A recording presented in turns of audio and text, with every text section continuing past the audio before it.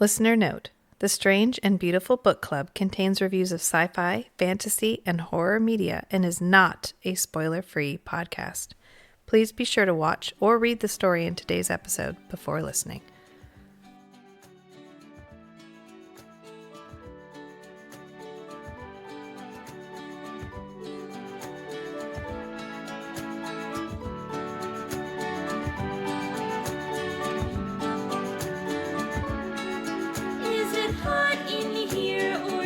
Just me tuning in to hear these three chatting about fantasy novels of the spicy variety. Not your average book club, if you know what I mean. Are you happy to see us? Or is that a dagger? It's Feast, Sheath, Shatter. It's Feast, Sheath, Shatter. All right, so we're back. I finished the second book already because, as Kate noted, I may not read fast, but I read intently. I don't want No, to you read this. fast. We're gonna get to the bottom of that. But it's done. Oh, I asked your sister. She said you do read fast, Oh, well. intently and with speed. So I have both direction and velocity. Yes, correct. I am a vector. So we are ready to talk about it. And the second book is called... A Court of Mist and Fury. Yes, and Kate is back. Yes, and For I'm very excited. Book Talk with Kate. Yes. Yes. So we will just get into it, I Yeah. guess. Yeah. So this book starts with about 3 months after the finish of the last. Yes. So Farrah's been at the spring court for about 3 months. And all of the red flags that we had initially touched on Yes. have now Burst into flames. and have become their relationship. Both Yes. of them are filled with trauma from her having to murder 2 innocent kids. And now she's also brimming with power because she has a touch of power from every High Lord of in the 7 kingdoms or whatever they are. Yeah. Courts. Courts, the 7 courts, right? And she's not having a good time. No. She's throwing up every night. I was going to ask you this. Have you ever had anxiety or an emotional response to something so powerful, so big that you've physically thrown up or been No. physically ill? No, I have not. I have. It was recently too. And it was like out of nowhere. Yeah. It was just unnecessary amount of anxiety. There's so much vomiting in this book. So much. There's so much vomiting. She's also really quick to like shit her pants too. Yes. There's a lot of physical reactions. Yeah, Like and- there's a lot of vomiting. There's a lot of like soiling yourself. Yep. Yeah. And I think that's a very real thing that happens to people. I'm sure, and then every character, like it's a consistent way that, and even in the first book, it's a consistent way she demonstrated someone was emotionally overwhelmed, because literally every character at least has a anecdote about a time that they vomited their guts up, Right.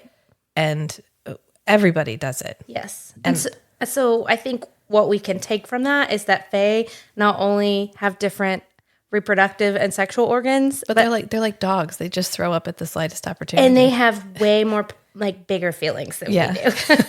but not the capacity to contain them, I guess, yes. because we're just vomiting I all think over their the feelings place. are just whatever our human feelings are, they're like 100 times. I mean, I'd hate to be in a large group of Fae where something really dramatic happened, because it'd just be like landmines. They'd just all be going all it at would one be time. that scene in the Sandlot when they're on the fair. Yes, ride. yeah. And it's just one after another. Right. But from anxiety. Right. But Not- from anxiety, not but from not- nausea. Like, And tobacco. Big chew or whatever it was they were doing. Yeah. Yeah, there's yeah. I mean, I get where we're going as a narrative, like a way of creating an immediate impact. I get where she's going. There's other ways we can get here, but this is the shortest road. Yeah, for sure. And I really relate to it because I felt such physical like pain from things before, but not to the point of like soiling. But that's okay. To each their own. If you've Right. soiled yourself, I mean, I've it's- had 3 pregnancies, so at this point, when I throw up, soiling also happens. Yeah. but it's not a one is nothing causes one without the other. I guess. Sure. Yeah. That's you know what? You guys just get everything from me. This is it. This is the Rachel expose. Oh, it's great. Thank you. Yeah. I mean, it happens. We need to talk about it. That's It what happens. people want to guys. hear.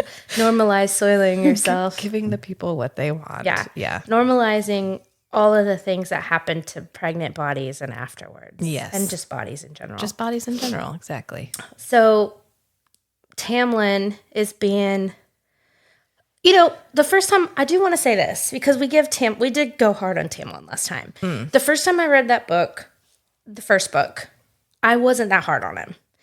And then the first time I read this book, I was kind of like, oh my God, we're switching love interests. Oh my God, Tamlin. And like, to me, all those red flags the first time, I was like, I felt like she was all of a sudden writing him as. Yeah. But now after reading it a couple times and then hearing your initial response to him, I'm like, oh no, they were always there. They were always there. Right. She just does a good job of hiding them. Yep. Yeah. It's the subtle, like you don't realize how big of a dick your boyfriend is Yeah. until you meet a man that's actually not a sand. dick. Actually, not a dick. And you're like, oh, That's what it's like when somebody respects me as a person. Is that what that is? Holy shit. Is that what I have been missing this entire time? Exactly. Yeah. So not all of us are as strong, are strong at that. I think Rachel's done a really great job of being good at that. And some of us are learning slower than others. You know what? It's fine. As long as we're all traveling that path, everyone gets Some to are get late there. bloomers, we'll get, everyone's journey is different. Everybody's journey is like my son always says, somebody's got to be the tortoise. Yeah, that's me, I think. I'm pretty sure. I'm turning 40 in January, and I feel like I'm emotionally 31 and a half. Hey, you get to be younger than your age. Yeah. Yeah. I know. And people never think I'm my age. There's nothing wrong with thinking the best of people. Yeah. There isn't. There's nothing wrong with going into every relationship like, okay. And not being tainted. I'm willing to give you this shot. Yeah. There's nothing wrong with that. Yeah. When I read Twilight, way back when it was before a movie. Yeah, I'm that person. I read it before it was a movie. Oh, same. Yeah, I read it the first time through, and I was much younger when it came out, 2001, early 2000s. Yep. So I was quite young when I read it the first time, and I was like, oh, what a love story. This is so great.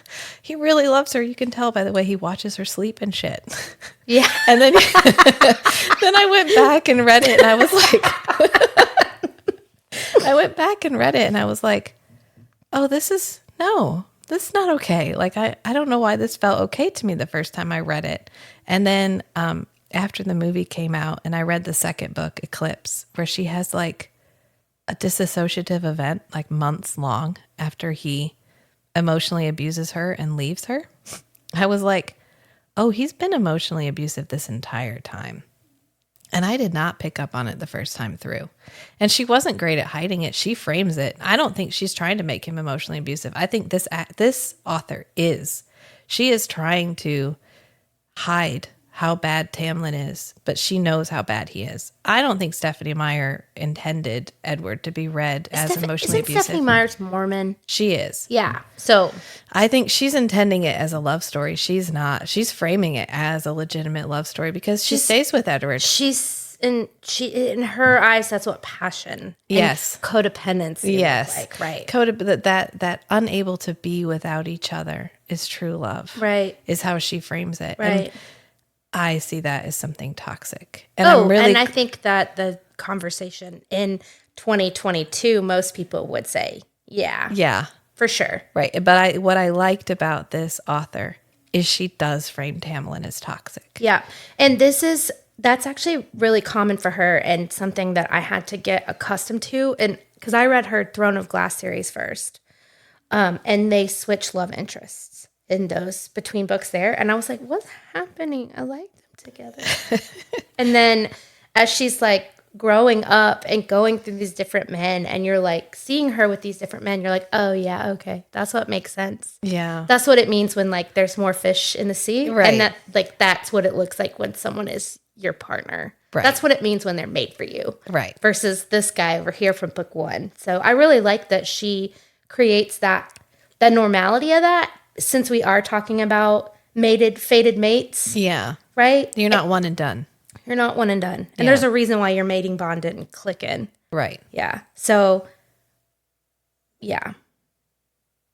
That's how it starts. Yeah. I'm mad that we were so kind to Tamlin the first time around. You think we were kind to Tamlin? I mean, I was kinder than I would have been had I read this book.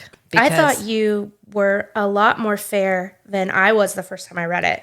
I'm just such a like, yeah, take me on a journey. Let's go on a story ride together. And I was like, yeah, he's great. So when I was seeing fan art and she was with Rysand, I was like, what? Why do we not stay with Tamlin? I was like, she doesn't end up. When I read that first series and she was with a guy with wings, I was like, what? She's supposed to be with Tamlin. So I knew going into it, for some reason, she doesn't end up with Tam. Right. So when Rhysand came along and the first time I was reading it, I was like, oh, that's the guy. I think that's the guy. I think that's him. You spoiled it for yourself. Yeah. So you picked up on that way. Like your emotional intelligence in that respect was way more in tune than mine. I know where we're going narratively. I know what beats we're going to hit. Sure. Yeah, because we do similar things from book to book to book. Sure. So if you've read enough of them. Yes. But I don't mind. I like to see how you're going to get me there. I know where we're going. Yeah. That's fine. And that's okay. And especially now that we've talked about, I mean, you've picked up on a lot of the things that you picked up on, the rifle on the wall. Yeah. You picked up on a lot of them. So, I mean, you're not wrong. I think in this series, it's done well enough where it's just satisfying. Yeah. At least to me. Yeah. I'm not looking for surprise. I'm looking for, no. I want it to feel good. I love K-dramas. Oh, I know And you someday do. we're going to watch a K-drama together. I'm okay with it. And every single K-drama is basically the same K-drama. And that's okay. Yeah. There's Cinderella stories, and there's Cinderella stories over and over and over. Your again. husband actually said that about you. Yes. The time I had to listen to the philosophy talks with the Yes. guys, he said that you love knowing where a story's going so that you don't emotionally invest and then end up in some devastatingly emotional state. Yeah, I'll be mad. I'll be mad for days if it doesn't end the way I think it's going to end. So Okay. I have a feeling this is going to be a little bit longer than last time. That's fine. No, we can go as long as you want to. So looking back at Tamlin from book 1 to book 2, this is classic coercive control. Right. Which coercive control is actually considered a punishable offense in almost every country but America. Interesting. Yeah. So it's considered a type of abuse, Sure. like physical or verbal or emotional. Right.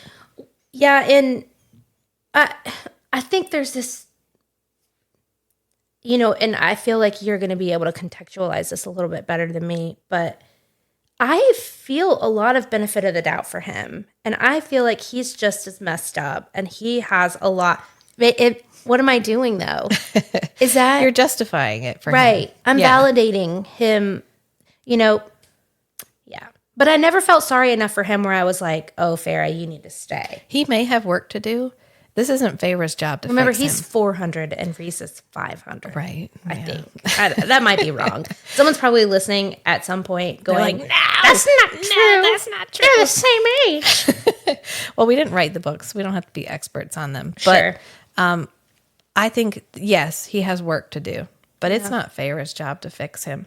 No. And she doesn't need to stay with him to fix him. No. And she tries to tell him that he needs help, and he's not listening. And she tries to tell him her needs. And he's like, no, I know better than you. You are my property. You are my possession. And I own you. And I own get you. to tell you what to You're do. my bride. Yeah. Yeah. And eventually our mating bond's going to kick in. And then, so we get introduced to, what's her name? Ianthe? Iantha? Who's just another dumbass woman.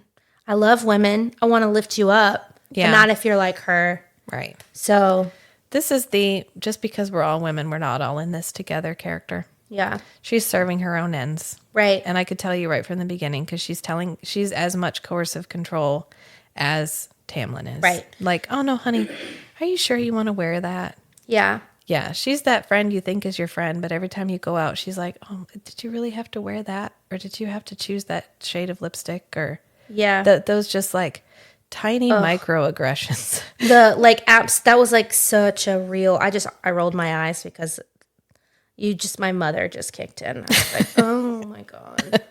Let me like, wear whatever lip gloss I You, want. you would look so much nicer if you... I love that, but Yeah. I love that butt friend. Yeah. Exactly. Is exactly who she is. And I don't know. can I say a small thing about Yeah. the word butt? Yeah. Did you watch Game of Thrones? No. Dang it. Okay, well, that's fine. In the very first episode of Game of Thrones, there's a small part where Ned Stark, they say, nothing counts after the butt. Like, if you say something and then you put butt, nothing before it counts. It's only what's after. Right. I swear I do not use butt anymore. In work, in professional settings, I don't use butt because it is so counteractive to your Right. point. It is not a good way to communicate. It's passive aggressive. Yeah. Yeah. So I literally, from one episode of Game of Thrones, stopped using butt entirely to communicate. Just a small thing. We're going to talk about every major IP. I did read the first book of Game of Thrones. Yeah. Yeah, and I hated it. And then I watched the television show, I think we talked about that last time. and it was exactly the same. Yeah, that's why. And that's actually the reason. Some of the things that you hated about it are the reasons why it took off. They Yeah. downplayed the magic and the fantasy, and they upplayed the politics, the sex, and the rape, and the incest. So and then much rape. And then they were like, this is a water cooler show for the next 6 years. Yeah, because And then it's going to end up being the worst, most disappointing, traumatizing in season of all time. And I still am pissed off about it. see, that's how I feel. When something doesn't go where you want it to go, and you were so invested. I watched Game of Thrones on accident. It was April 16th, 2012. I love There it. was a tornado. And the day after the tornado, the show comes on a Saturday night or Sunday night. I accidentally was at home with the channel on HBO. Like, it was a channel. And I was like, what is this show? And I watched every episode the day appointment watched it for however many years. I mean, I know that there's millions of people out there with the same story, but they need to redo the last season. Yeah. But I digress.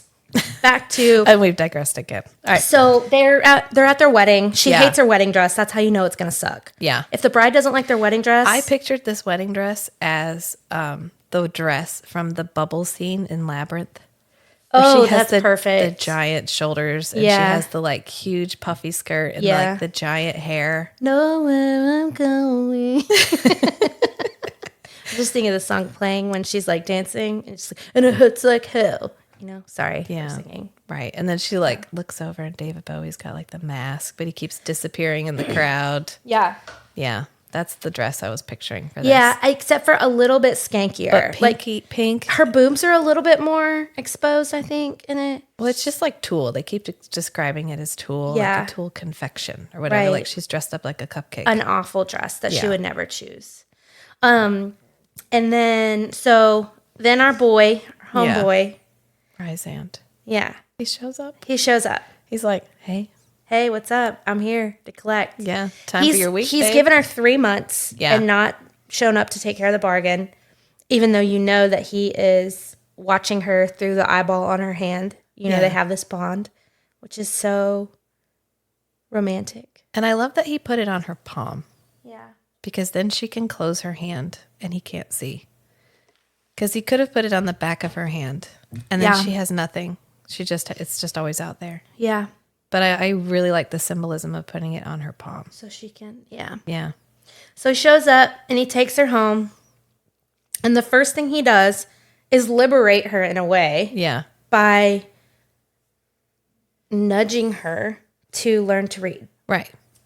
And I really, really like the illiteracy thing in this book because I don't think that a lot of people think about what it means to not be able to read Right. and what that can do to someone's self-esteem or the way they move through the world, and that learning to read, you know, later in life. I mean, I can't even imagine, but it just seems like it's, yeah. And he does it in a non-judgy way. And Yeah, he's he's just like, this is something you need to know. And where Yeah. Tamlin knew she was illiterate. yeah. I saw some criticism on Reddit about I think it was from like teachers and people who actually teach reading about his actual methodology. But I was like, yeah, no, Okay, I don't care that much. Ryzan's not like he's just like, okay, well, I don't know. I've learned Yeah. to read 500 years ago. I guess you just need to learn the alphabet and Yeah. then practice. Here you go. And- which she knows how to read. She's Right. just never had the opportunity to sit and practice. The only Right. thing he really does is give her the space to be like, it's okay He doesn't bother her. that you don't know how to read this right offhand. Just go ahead and read it. Like, just sit here and he with it. And he takes her to the palace over the hewn city, right? Yes. So he takes her. So she still thinks he's the bad guy that only has the court of nightmares, Right. And Rhysand is this evil guy who's so bad, right? This front, Yeah. His mask. his mask, yeah. So she learns to read, and she still hates him, kind of. She's kind of in a I hate myself situation. And Ryzan's just there. He's a handy target. Yeah. He's easy to hate because she already thinks he's hateable. Yeah. So she's just in a general low place. Immediately picks up on the fact that she's not eating. Yeah. She's thin. He's able to like see her entirely. Right. So In a way that Tamlin, who's been with her for 3 months, has really stopped seeing her because he never did. it's not Feyre that he sees anyway. It's Yeah. just a thing that he possesses, which she keeps framing it as his like protection, his drive to protect, his need to protect.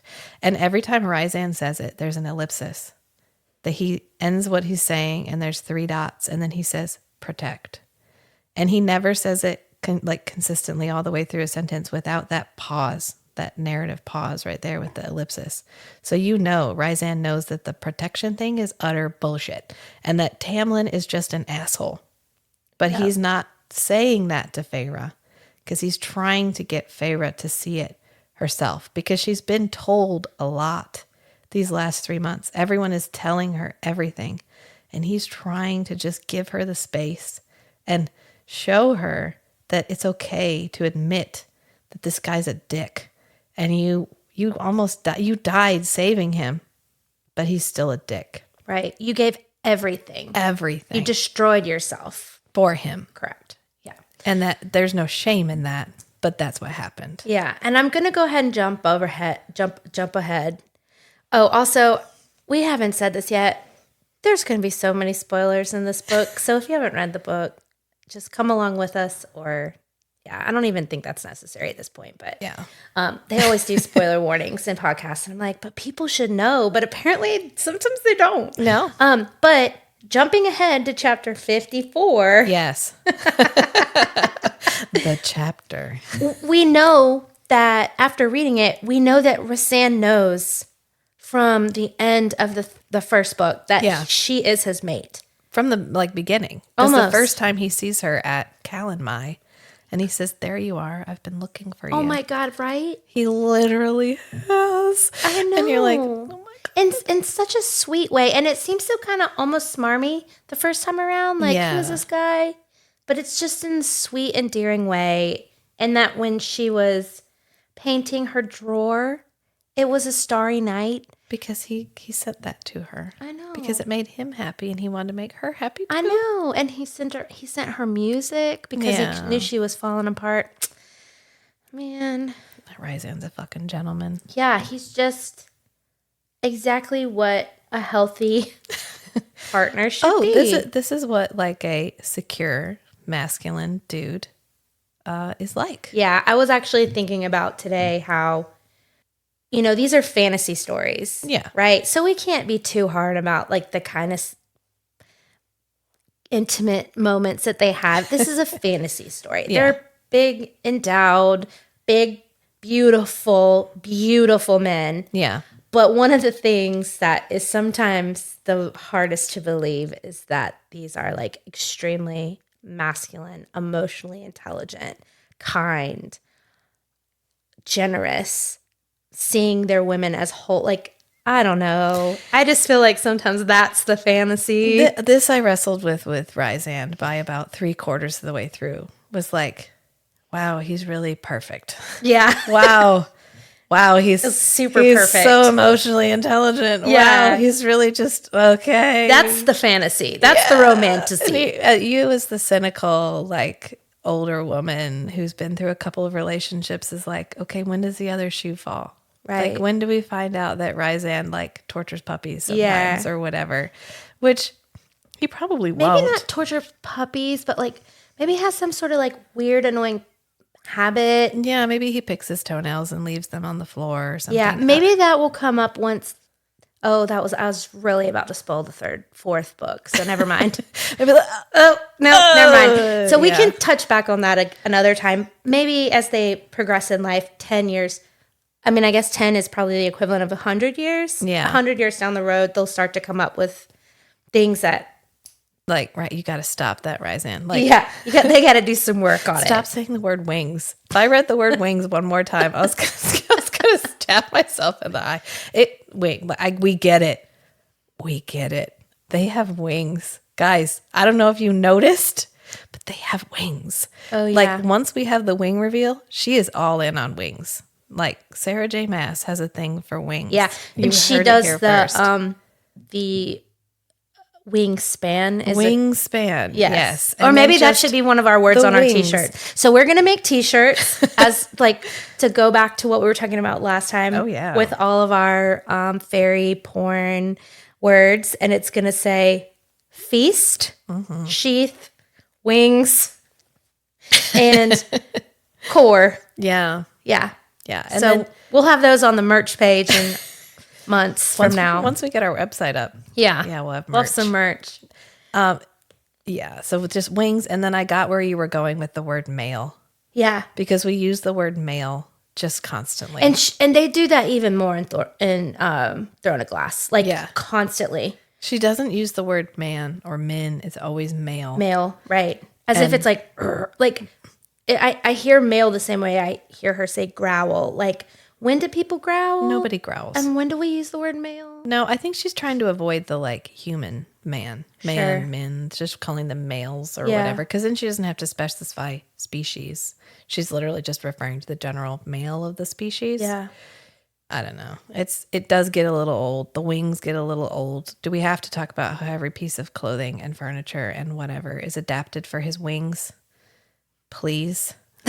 Like, See, I don't have any kind of qualms with that, but I respect that. it built up over time. We're Sure. fine at the beginning. Sure. But we never kind of just take them as rote. Right. We always have to draw your attention back to the wings. Yeah. All right. I really want to get to this one part to talk to you about. Yeah, no, so I'm go. going to go back here Yeah. and then we're going to move forward. Yeah, okay, hop. It's fine. Okay, bebop. Beep boop boop. So she comes back, she goes and visits him. He's got custody once a month. Custody. Rasan's Yeah. got custody. Yeah. So then she comes home. Tamlin really won't let her do anything. He locks her up. Yeah. She's starting to develop all her powers. He doesn't want to train her at all. So she's just got this like depth of power. And Yeah. like her claws start coming out. No one wants to help her. Lucian's like, man, you really like we got to teach her how to use those. And he's like, no. So he literally cages her up. Basically puts magical shackles on her. Yes. And she has a full on meltdown. Yeah. And then Rhys sends Moore, his cousin, Yeah. to get her and rescue her. Yes. And that's kind of a political thing because, He can't enter the court. right. Yeah. So he steals her. Well, he doesn't steal her. He frees her. Yeah. He comes and gets her. And so that's when our journey He saves her. He saves her, yeah. Yeah. With the night court starts. And then we get to meet my favorite folks.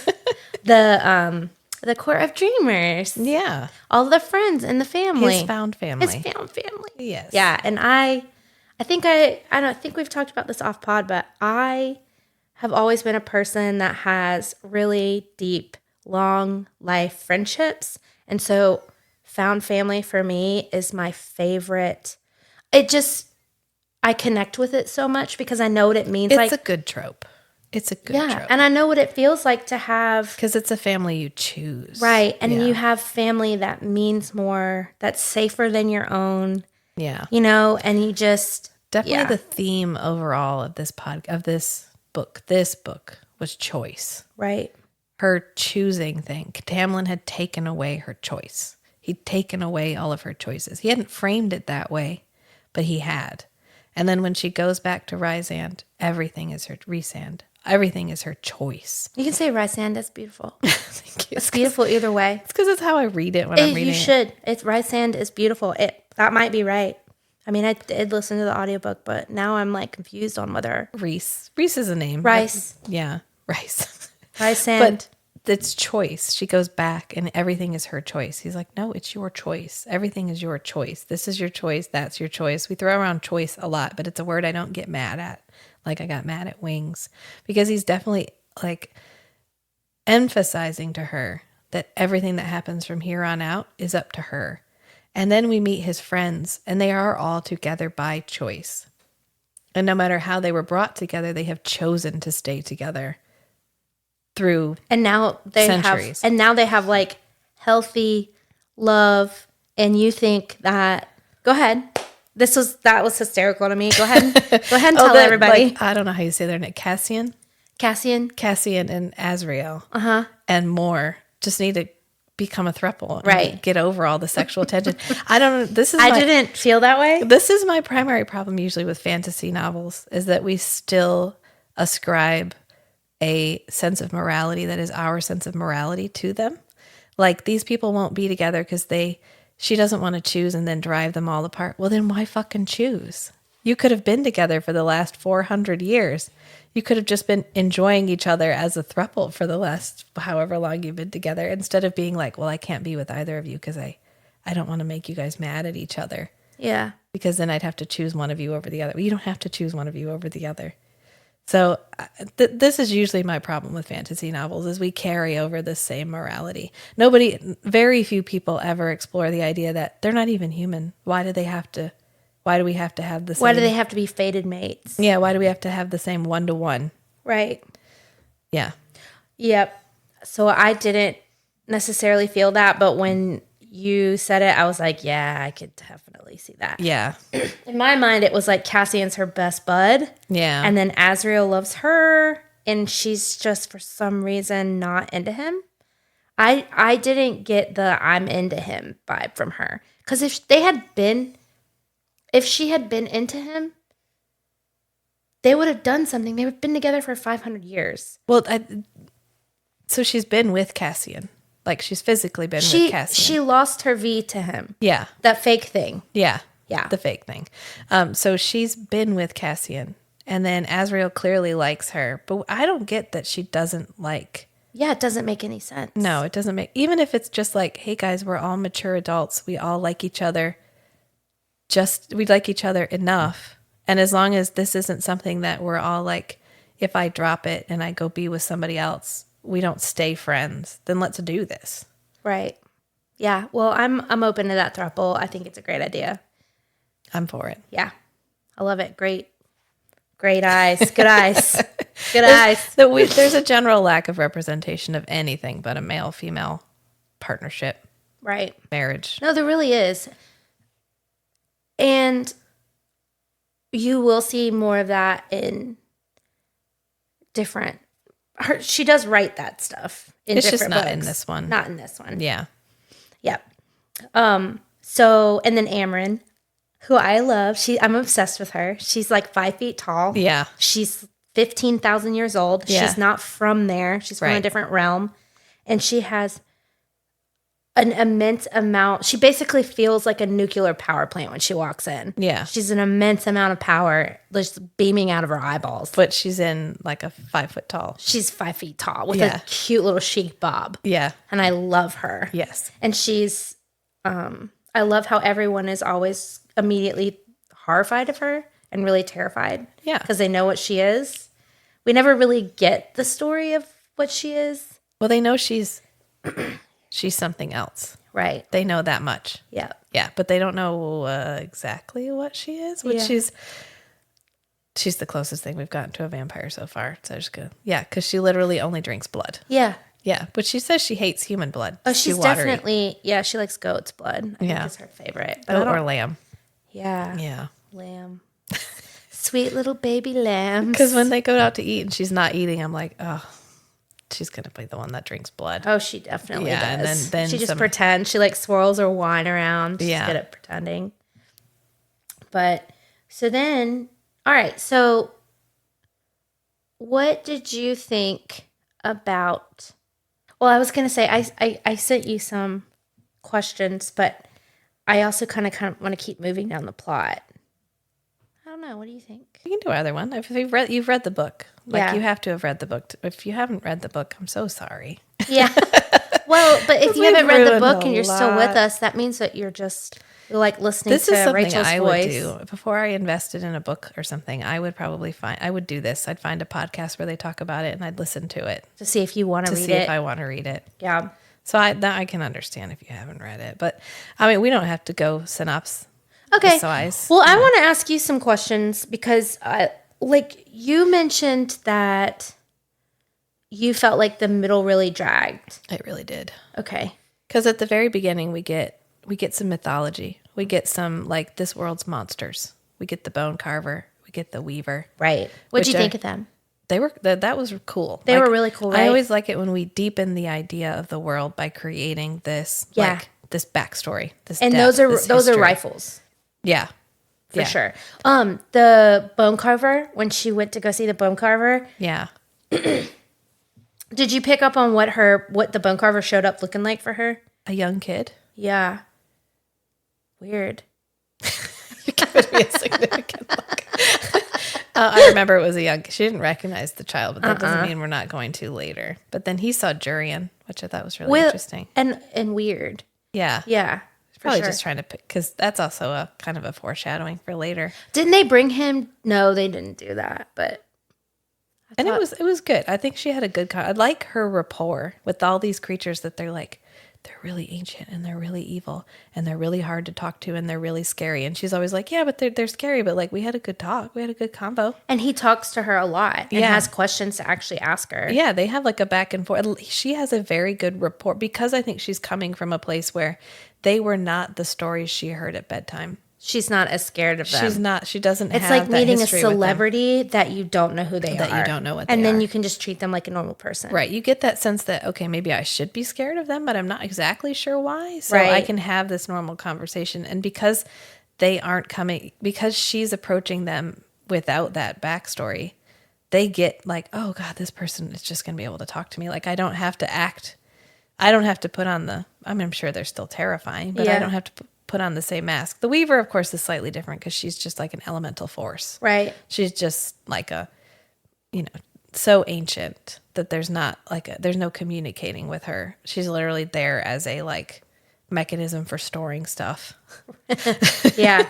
she's the storage unit Yeah. in the Fey world. Exactly. Prithian. Yeah. Yeah. And then it is kind of neat though. So I really like the really trying. I enjoy the kind of mystery thing where we have to go do this so that we can get here till we get here. So it does feel kind of like a mystery, but that felt like it was dragging to you. Well, once we get through with that, Yeah. and that's like our first glimpse of old Feyre is the Weaver, Right. where she does something unexpected and intelligent, where she climbs up the chimney. Right. And she actually uses her strength and her power for like the first time. She doesn't Right. let panic take her over. So we finally get like, oh, Feyre's coming back. Like we're finally going to get the like spunky, fun, intelligent, snarky. Here she goes being special set of skills, but like super powered now. Yeah. So Yeah. we get that. And then all of a sudden it's like, we're just going to be in the townhouse. We're going to explore. She's going to be all denial-y about everything that's happening to her. And we're just going to go on this. I'm unwilling to admit that I had a problem, that Tamlin was a problem, that I need to move on. I'm stuck. And we are stuck for a long time. And I actually had to keep putting the book down and then coming back because it was like, I want more movement. We needed something happening here. Yeah, I think I may have. So I always listen to these, and I think there are chapters where I was just like kind of tuned in and not really. Yeah, So and they if you missed it, you wouldn't miss anything. right. Then they go to the summer court. That's really cool. I love meeting the High Lords. I Yeah. love Tarquin, sweet 80-year-old baby boy, I know. sweet Tarquin, and she just like he's so innocent. Yeah. And she and she feels bad. She does. I mean, she does she a good. doesn't She doesn't go stop. too far. I think he So prob- she does the flirting, but she Right. doesn't take it to a place where it's like I mean, she uses him, but she doesn't take it to a physical place with him. So I feel like that we can walk that back a little bit. Right. We didn't burn as much of a bridge as if she'd actually I like. mean, he is pretty pissed though. I mean, wouldn't you? Yeah. I would be super. I would send you a blood ruby too. Yeah. So they go, if you for some reason haven't read the books, they go and steal this really old book, Half a book. and they do it in a really cool way. And she calls in a favor from her water nymph creatures that she saved Yeah. from Tamlin, and for financial reasons. She saved them financially. This is another example of where her rapport with these creatures, because she's not born immortal, creates a very good dynamic in the book where everyone else is like, oh, water wraiths, they'll spend that in a week. You shouldn't have given it to them. She's like, well, I don't care. That's not my problem. I did what I felt was right at the moment. And so it saves her. Right. So every time she has this opportunity to like act on a stereotype, she doesn't. She takes them at face value, and it usually works She out gives well them for that her. BOD, benefit of the doubt. Benefit of the doubt. Right. Yeah. So then there's I think because what happens between Summer Court So and you can't even remember what happens in the middle, right because so it all between- gets kind of. But then I think that's when we get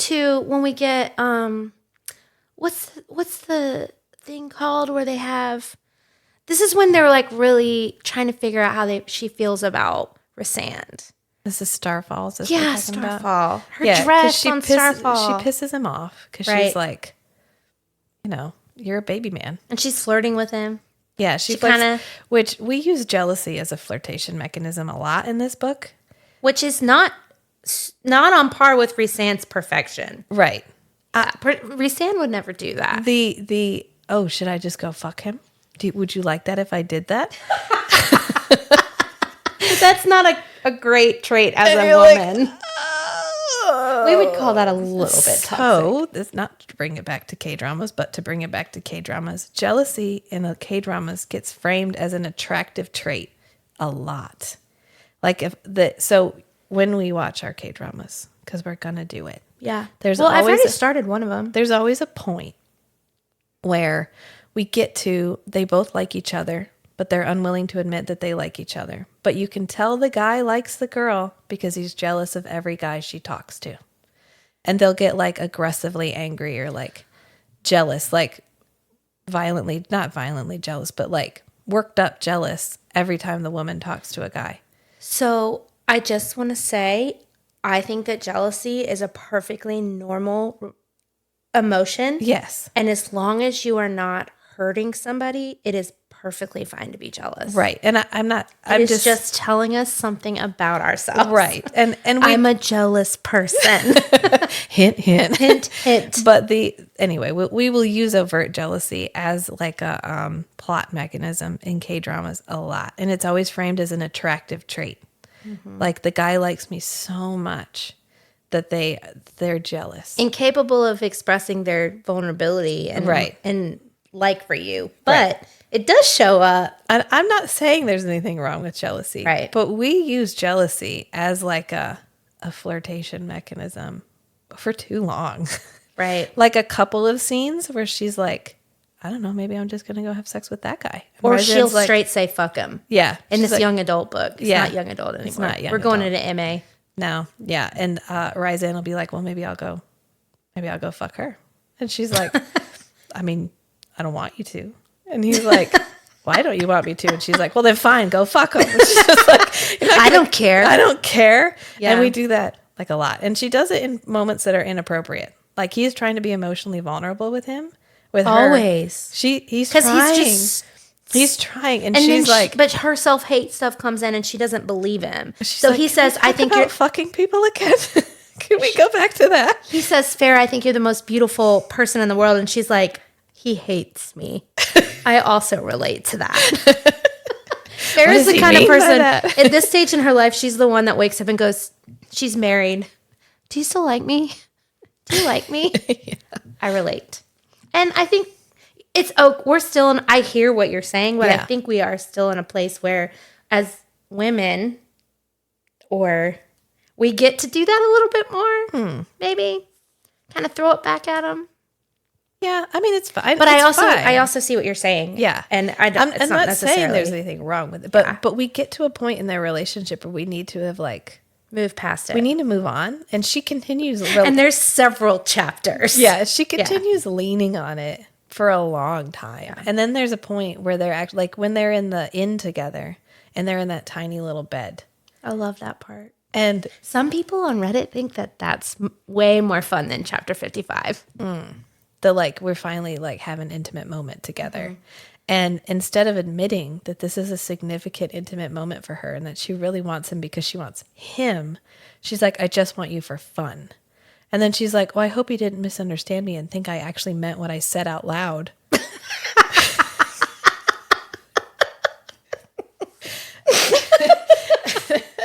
This plays into that like double talk. But can we go back to the point where she's 20?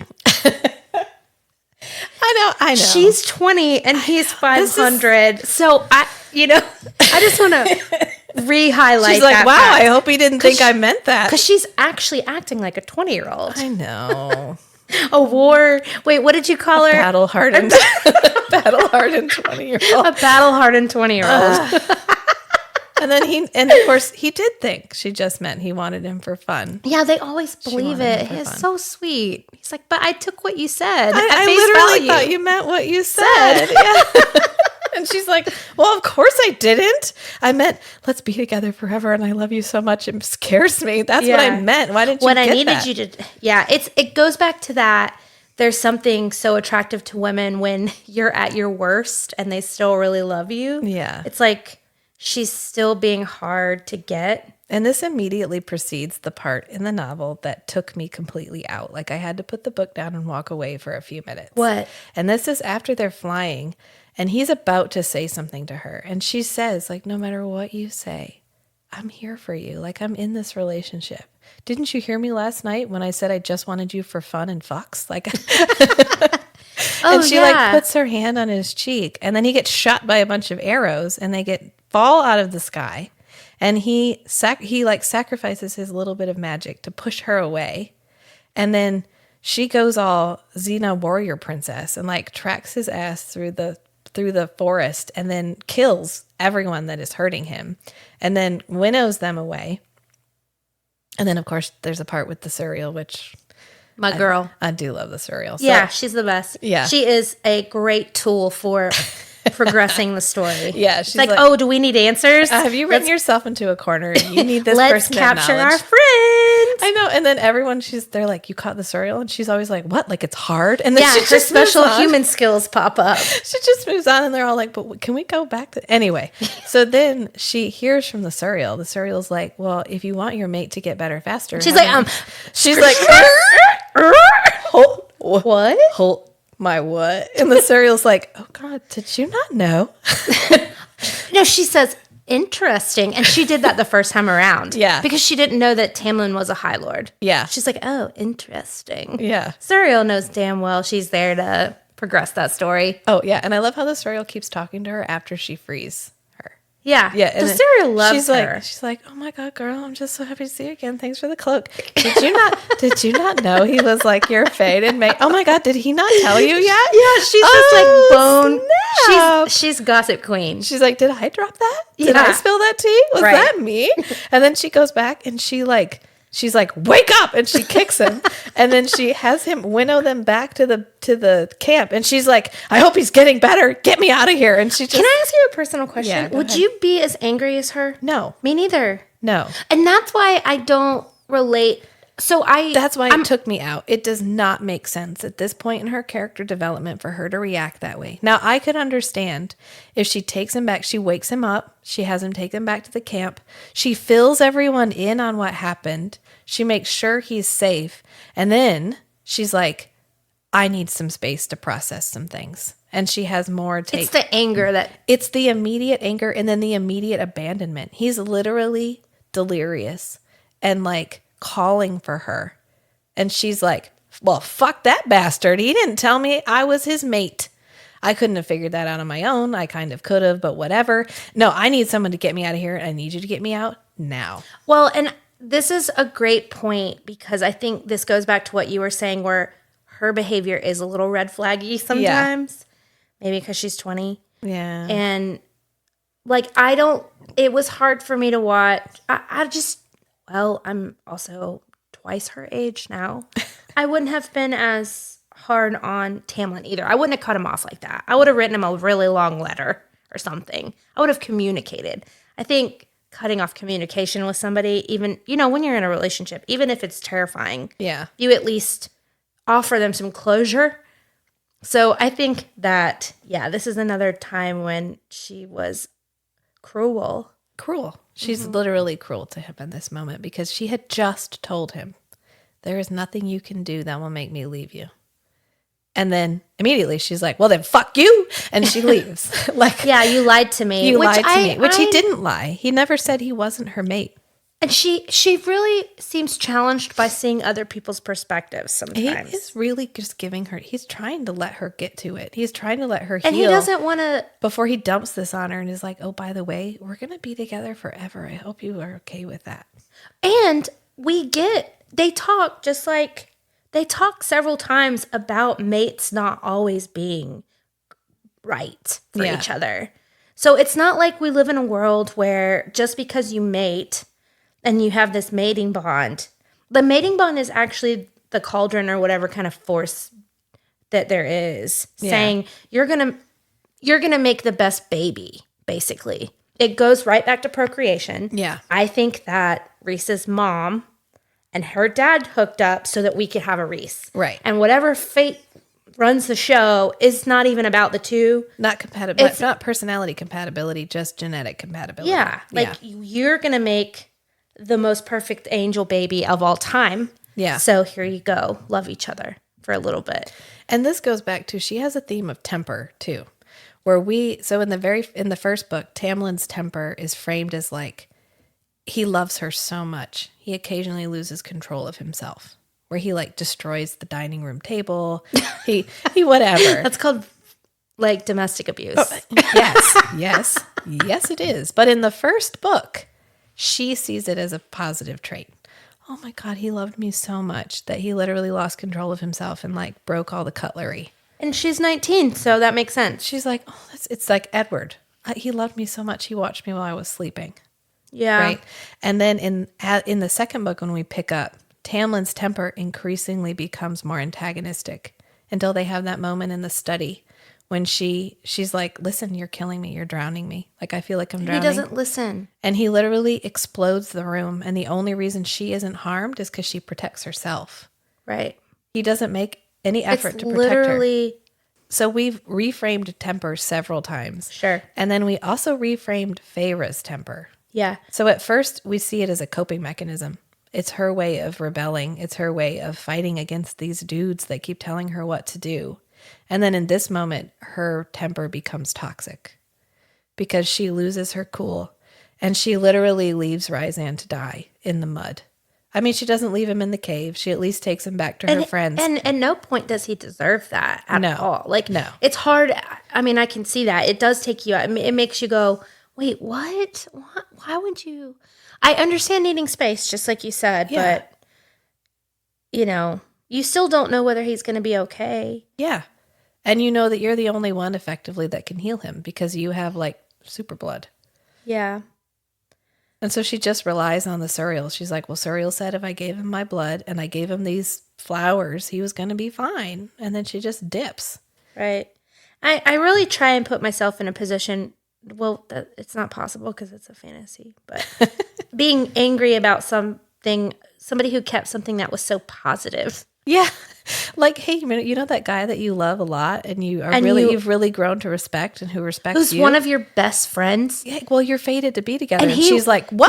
Son of a bitch! He was epically in love, attracted to you in every kind of massive epic way and held back and restrained himself for months so that you could meet him at the table instead of him forcing you to sit down and you're super angry at him about it. Yeah. No, I didn't get that at That's all. that 20-year-old. She really writing in. She comes to it. Yeah. In Feyre's defense, when she has a couple of days to chill Yeah. for a minute, she comes to it. Sarah J. Maas's characters are always really hot-headed women. They're always really hot-headed women. This is another one of my pet peeves for strong, independent female characters. Is she doesn't hit a lot of them, but this is one she does, is they are usually stubborn to the point of stupidity. And that's what we're dealing And with. that's what we're dealing with. Yeah. That's my chief problem with Robert Jordan's writing for The Wheel of Time, is often his female characters are stubborn to the point of actual stupidity. And actually, that's, to me, that's more of a male character trait. But that's where we get the strong feminine is masculine. How many real Wheel of Times did you get through? I got through like 5. Wow. That's Yeah. For a 14-book series, I'm surprised. I couldn't get through the first 2. I got through 2. I might pick it up another time. When It's we one get of to those ones 5, that I'm it's like, we just stop. We well, don't and go. I've heard that it's just, Matt read them, but Matt won't. He'll finish the series even if he hates it. well, I would love to read them. When we pick up with Brandon Sanderson, when Brandon Sanderson finishes it, Matt said it was a faster moving book. It's just the pacing. The writing's fine. The characters get a little annoying. Everybody has braids exclusively to pull them. She pulled on her braid. She pulled on her Plaits. braid. Her plaits. She pulled on it. And we finally get a female character who's not stubborn to the point of stupidity, but it's because she's like ancient and immortal, and she gets literally pulled out of the dream realm and made real. Well, and stubborn to the point of stupidity seems like a male-written female. It's a male gaze. The strong female is the one that doesn't listen to you. When you're actually the dumbass and no one should be listening to you. Right. Because everybody thinks that they should listen to you. Right. So but But I digress again. But this is the strong female is masculine thing, where we conflate strength and masculinity. We conflate the two things when they're not necessarily related. So that's why it's like, this is why I didn't like this part, because up until now, I like Feyre. I like what she's doing. I don't have any, she has flaws. That's fine. It's fine. A character should have flaws. That's what makes her relatable. But then when we have this moment where she does this thing that totally doesn't make sense. I'm going to say a thing. It probably won't resonate as much as it does for me, but I'm going to say it anyways. She writes her female characters, her heroines, as fire signs. They're all really hot-headed. Yeah. Just like blast through something with like earth moons always. And that woman that I read that chose all these character signs, she also agreed with that. But Yeah. moving on. I can go, and then if you get the logical female, they're framed as frosty. They're always framed as cold. You get the female that's not immediately not immediately emotive. Yeah, do you feel like people describe you as frosty?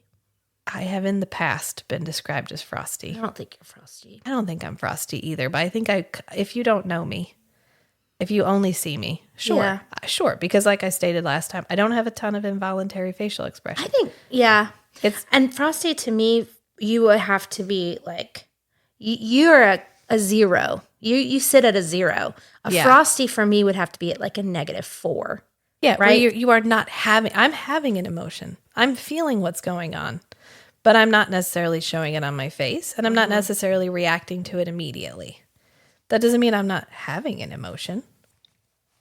So we were talking about stupidity, stubbornness to the point of stupidity, which I love the way that you phrase that, because that gets played a lot, especially with women, well, Yes. especially oftentimes when men write women. It's supposed to make them look strong-minded, like they know their own mind. Or They whatever. trust themselves. Right. Instead of being like, okay, I'm willing to listen to what you're saying. Yeah. I'm hearing you. Talking about stubborn to the point of stupidity. And we were talking about how, okay, so we can talk about chapters 54 and 55 now. Yeah. The explosion, Yes. the orgasm. The orgasm Yeah. of exposition that we got. And we're literally Rhysand talks for an entire chapter. And I loved it. It's just one long dialogue. Yes. Yeah. It's basically a chapter of his side of the story. Right. He's like, and are you ready? Because here we go. And Stephanie Myers wrote a whole book in Edward's view. I did try to read it. I did not. It pains me to admit it, and it was okay. Yeah, It was okay? It was just as toxically masculine as I thought it was going to be. Cool. The whole I really want to hurt this. Okay, this is a theme that shows up a lot, and well, it's relevant because it shows up in Tamlin's story, which is I'm strong, I'm powerful, I'm more powerful than this woman, and I have to work so hard not to hurt her. And that is framed as like a attractive trait. Like I literally have I'm literally capable of killing you at any moment, but I'm not gonna. Yeah. And doesn't that make me desirable? Like I'm not hurting you. Isn't that nice of me? Instead of like, I don't know what. That's why I like the way she treated Rhysand, because the reveal of how powerful he actually is way down the line.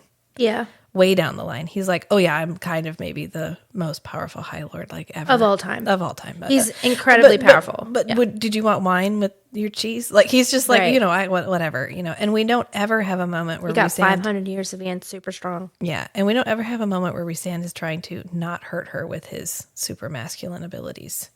Right. He's always in control of himself. And it's a big deal that he's always in control of himself. And he's never reminding her of how much he could harm her, but he's not doing it. Right.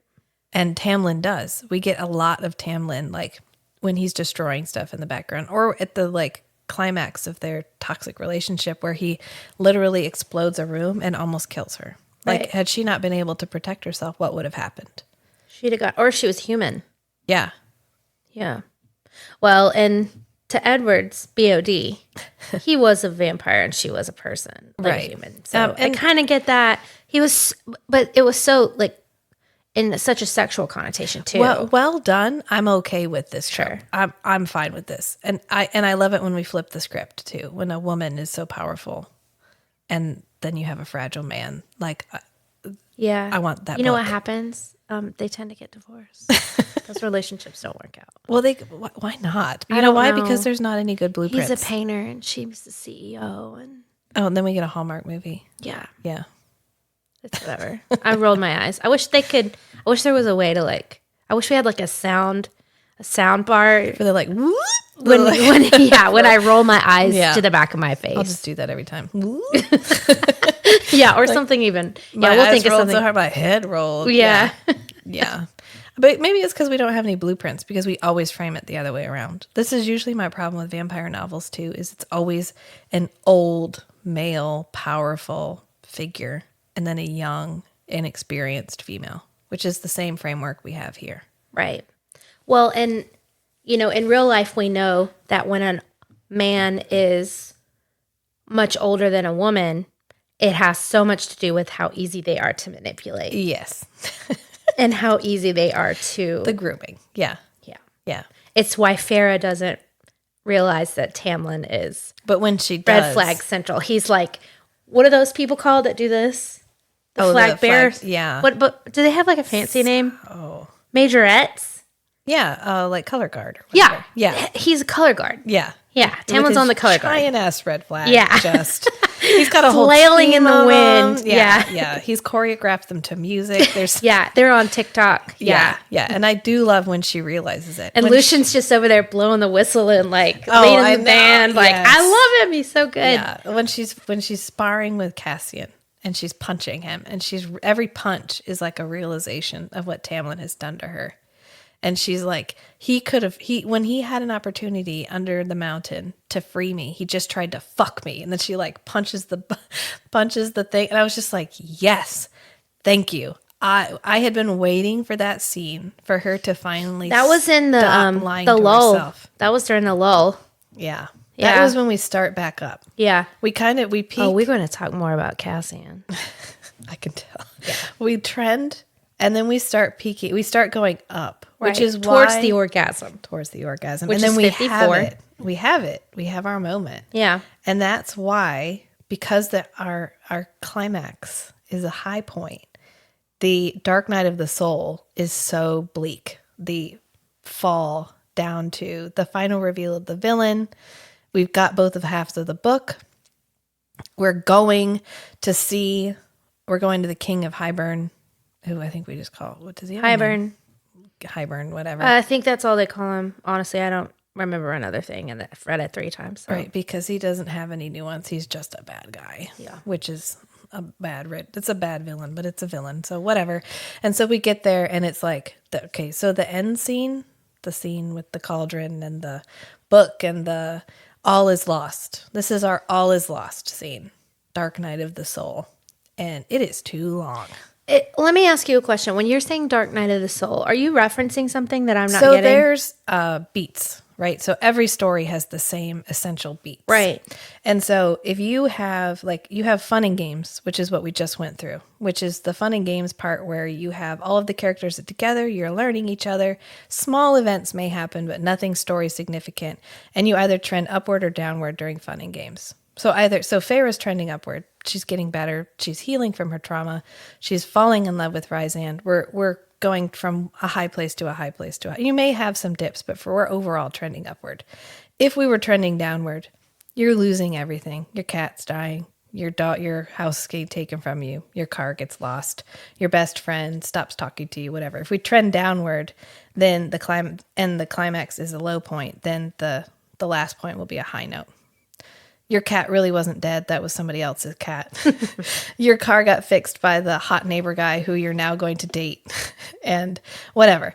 But this one, because we were trending upward, our final beat is down. Yeah. That's why we hit the all is lost. So all is lost or Dark Night of the Soul is like the point in the book where you can't see the characters winning. Everything is lost. The bad guy has been scheming behind the scenes this entire time. This is the big reveal of all of his plans. You thought it was going to go good, but oh no, it all got taken away from you. So that's what this last scene is we can't see how the characters are going to win. Right. And it's too long.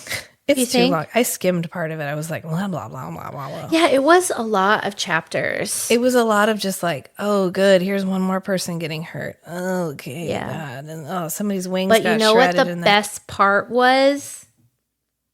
Cassian finds Nesta. Oh, he finds her earlier. No, the best part of the whole thing is Nesta's point. Oh, yeah. When our special set of skills. Her Terminator, I'm being lowered into the lava. And she just points at him yes. The 2 eyes to the finger and then 2 eyes to him. I love the consistency that this human woman, and her special set of skills, she gets called a viper. She gets called a cat at some point. Yeah. Everybody is on the same page that she is some sort of steel human woman. Yeah. And always are terrified of her. Right. I love that. And yeah, that's a great way to describe it. The Terminator. Yeah, she's getting lowered into the lava and she's just like, when I get out of here. The molten metal. I get out of here. You're first on my list, contact. Bitch. Yeah. And he's like, oh, shit. Yeah, and everybody's terrified of her. Yeah. Her ability to terrify everybody in the room, while it kind of takes you out of the story a little bit because you're like, it's not realistic. She's just a person. I like her though. I'm obsessed with her. And, I'll go ahead and say this. Our book 5, which is my favorite in the series, is our narrator's changed, and it's Nesta's story. So, yeah. And I do like the... and you picked up on the stuff going on between her and Cassia. Yeah. So, You have that to look forward to in book 5. Oh, good. Because it was just how happy... Well, I guess they're not going to be together because Feyre's not with Rysand at the end of this. Every freaking book has to start at the Spring Court. Yeah. And Lucian's like, oh, shit. Yeah. She is not who she says she is, but Tamlin. Oh, he's so smart. His metal eye won't let him get away with anything. He's like, I see everything happening. And Tamlin is stubborn to the point of stupidity. Yeah. And also, I kind of relate to, as a person who has had really low frequency seasons in my life where my ability, emotionally unintelligent, I don't know how to, no emotional regulation, really, I kind of relate to Tamlin sometimes. I think that's why I feel for him sometimes because I'm like, there have been seasons in my life where I may have been possessive like that. Yeah. Or not have understood how You would literally find the most evil guy in the entire world and No. side with him in an attempt I to mean, get the Schadenfreude stuff, right? Where Yeah. you like wish mean things. Yeah. I had a therapist look at me one time and go, yeah. You really don't want them to be happy, do you? But this was her talking about someone that my ex had left me for. So, Yeah. you know what I mean? But I Yes, have no, I moments get you. where my feelings are overpowering Right. my ability to understand what it means to love well. Right. I mean, And thank then God make- I'm 40 now, and older. Then but- make yourself like super powerful. And no one's ever told you no because you're powerful enough that nobody can. right. And so this is the first woman that you're like, but I want her. And Right. she's like, but I don't want you. Right. And he's like, does not compute. Yeah. Yeah. It boils down to the and we see this so often. I see this on TikTok stories when women are explaining breakups where they don't do anything and they're abusive and they don't understand why because they never listened. Yeah. It's like they never heard anything. Right. Like I told you, but you didn't want to hear it. So Yeah, I said that to you, but it's like yeah, you can't get through their big old strong thick skulls. because they're so masculine. It's like a shield. Matt calls that fragile masculinity. Yeah. Where you literally taking anything feminine in, any attempt to listen to what a woman is saying threatens your masculinity, because any touch of the feminine, it's like, why are some young boys not allowed to do anything feminine? Can't paint their nails, can't put on dresses or whatever, because literally any even small touch of the feminine will destroy your masculinity. Okay, so we were discussing Tamlin and how Tamlin's character Wait, what did you call it? Fragile masculinity. is really informed by fragile masculinity, where he can't listen to Feyre. And even when she comes back under the guise of coming back to him, and he's like, everything will be different. We don't really believe him. Yeah. He's also does that thing when people act like they know you better than you know yourself. Yes. It's like the most unkind. It's infantilizing. It's what you would do to a child. Oh my God, I always say infantilizing. I always try and tell my mom, like, you're infantilizing me right now. Infantilizing. You're Infantilizing treating me. someone as if they are a child, as if you have superior knowledge. It sounds better if you say infantilizing. Yes. Yeah, okay. It's because it's tempting to treat someone like a child, so you're infantilizing. Yeah, right. And there have been past parts of me where I thought I knew better, but like not understanding now, oh, that's really not a kind way to approach anybody's issues. No. If somebody is breaking down and telling you something and being vulnerable, you don't tell them what they're going through. Right. I wanted to say, I keep making comments about her being young, and I was thinking in the bathroom, I don't want anybody that's young to think that that they're not capable of making decisions. It's She's just that immature. It's not necessarily her number age. that comes along with inexperience with men, Yes. right? Inexperience with life in general. Yeah. I always think of it as emotional ballast. So when you're a child, everything feels dramatic. You know, when you take something away from a kid and they have a meltdown and everyone's like, oh, it's just a toy. Well, no, this is literally the worst thing that has ever happened to them. Right. Nothing compares to how horrible this moment is. Right. They have no emotional ballast. We've made it to 40. Our emotional ballast is the size of the fucking Titanic. Kind of. It depends. I can be petty. I've got so much counterweight Yeah. that when I hand Matt my bowl of mac and cheese to hold and he eats the entire bowl of mac and cheese instead of just holding it, I don't have to have a meltdown. I just had a breakthrough. In this exact moment. I don't have a great emotional ballast in relationships. Yes. Another pod. That's There we another go. pod. But Emotional ballast. you saying that, I was like, oh my God, that makes so much sense. Because you have to have Because that's why you don't let everything, that's how you get through marriages. because we've been together 14 years. And that's how you don't let the little things bother you. because I can put it in perspective. Because when I look at people's marriages, I'm like, never. Because when you've been together, 'Cause I don't because know. at first, of course, every relationship is tumultuous at Yeah. first. It's fine. It's getting through that period together and then coming out the other side, and you're like, okay, was that worth it? Do I feel like I grew better with you? And that's how you learn to pick your battles. Yes. And that's how you learn when you should communicate and when you shouldn't. Or Yes. when you can just let it go. Right. I love that. I'm going to do some more work on that. Thank you. You're welcome. So that's where we're at with Tamlin right Yeah. now. And Tamlin, as old as he is, he has never had like Yeah, the experience really. the experience with a woman, because he didn't even have like, I mean, there's no women around him. There's no strong women in his life. Yeah, and I've also mentioned, like, not just talking about relationships. I think we brought it up last time too. Their leadership abilities. Yes. Like, I like to think of things in like terms of leadership, right? Yes. Like Rysand always wanted to do better. He wanted leadership. He almost grew into it. He was like ready for it. Yeah. Tamlin got thrown into it. It's a burden to him. He never wanted it, and now he's got it, And he's not stepping up to the plate. and he's not managing it well. No. And I think that's why when the queens arrive, we really, despite the fact that the queens are shown as like a range of ages, they all feel super immature Yeah. in comparison to Rysand. Well, he's 500 and they're what, 80? Yeah. Tarquin's 80. He's a baby boy. I mean, like the queen, like the human queens. Yes. Yeah. Yeah. And I disliked them in general. Yeah. Which I think we're supposed to. I think so too. But I also just disliked they're like a one note. She just kind of describes them as the queens. You know, now that you say the thing about Hybern being she doesn't do villains well. No, they're one. I love a gray villain. Nothing will get me as much as a gray villain. And the villain that is not the villain in their own eyes. The one that Thanos. The one that thinks they're doing it because they're doing the right thing. Somebody that you can relate to, who some of their points you're like, yeah. I can see that. That You're makes like, a lot okay, of sense. I don't love how you're going about this, but I see where you're going. And I'm the only person who knows how to fix the problem. Yes. And doesn't recognize that you want to take out half of the universe. Right. Yeah. And they're like, but I'm just doing the hard thing for you. I'm taking on this burden for you. But really, I have a good heart. Yeah. Because I just don't want people to suffer.